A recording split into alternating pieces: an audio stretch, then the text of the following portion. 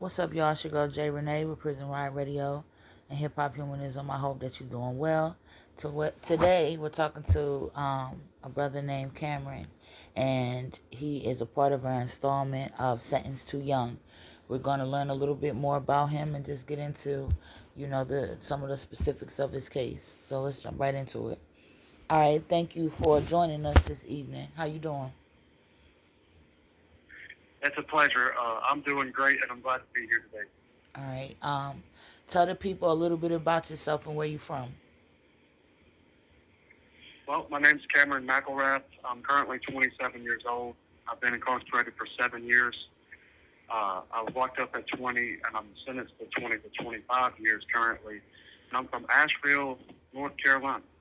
Okay. How was it growing up in Asheville? Uh, well, it was different. This call is from a North Carolina correctional facility. It's a pretty big city. It's almost a metropolitan city, and I lived on the outskirts, so we had a diverse community, and it was very influential in making me who I was. Okay. So let's dive right into it. So you say you're 27 now. You've been incarcerated for 7 years. Tell us about the young man that you were at the age of 20. Okay, so I was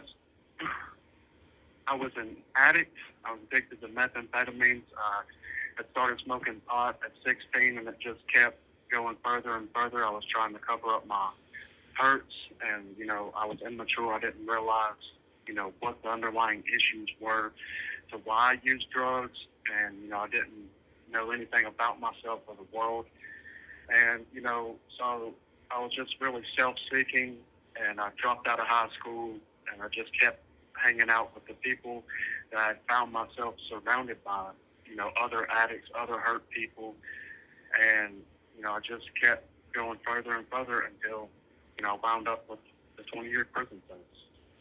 Yeah. That can be a lot at 20 years old. To hear that you have that type of time, what was going through your mind when everything panned out and you were sentenced with that much time? Well, it was monumental. It was so stressful. I felt like my life was over. You know, uh, I'm thankful now. Because now I have a different perspective. 7 years into the 20, now I realize that the 20 years is not that long of a time. Especially the way that I've been able to do it up to this point. Mm-hmm. But at that time, I just thought my whole entire life was over. I thought I was such a terrible person, and that I was always going to be that way. Okay. Well, what do you feel about yourself now? Well, I'm very optimistic. I'm hopeful. I've worked to take drug classes. I've gotten sober, and I've gotten my GED and graduated that as a valedictorian. And now I'm in a 4-year college degree program from a prestigious college. And so, now I know that success is possible for me. After I started following God, my life really started to really fall in line with what I always wanted it to be, which was just being successful and to have love and community and relationships with other people who truly cared about me. Okay.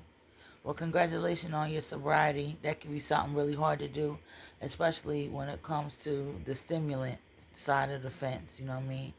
And congratulations on your scholastic achievements, especially, I know you say you dropped out, so to be going to college now, that means you've been pretty busy, you know? So congratulations on that. Um, Let me ask you a more personal question. It's been 7 years, you've been working on yourself and stuff like that. Um, who are you now outside of the things you do? Tell me about your personality. Well, I'm extremely generous now. I'm outgoing. I'm self-reflective. I think about, actions before I take them. I'm able uh, to know the consequences for things and the way that reality is, you know, versus when I was 20, it was the complete opposite. So I've been able to actually mature. And I believe that's the most important thing that I found is that maturity, because it allows me to be disciplined and to achieve the things that I wanted and to understand why I found myself into the predicament that I am in today. And it's allowed me to take responsibility and accountability for all the things that I've done throughout my life and to realize that it's my fault, not anyone else's. Accountability is something that's hard for people to take when it comes to themselves. So that's very commendable.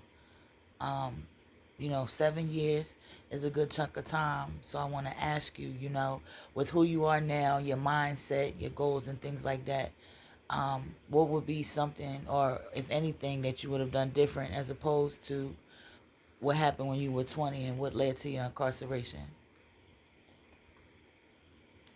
Well, I would,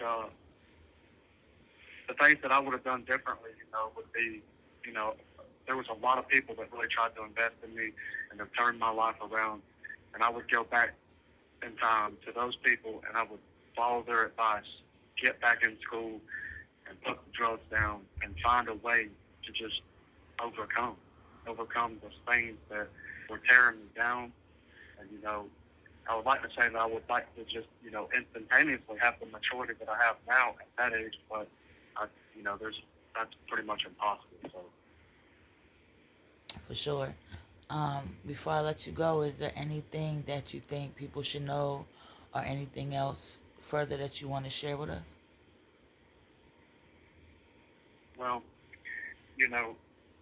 I just want, people to know that, as people get older, they mature, and that This call is from a North Carolina correctional facility. it's important for people to be raised the correct way with discipline and, with authority in your life, regardless of if there's a male figure in your life or not. Discipline and, accountability is paramount at every age until, a person is able to do the things on their own. And they need the right guidance in order to make it.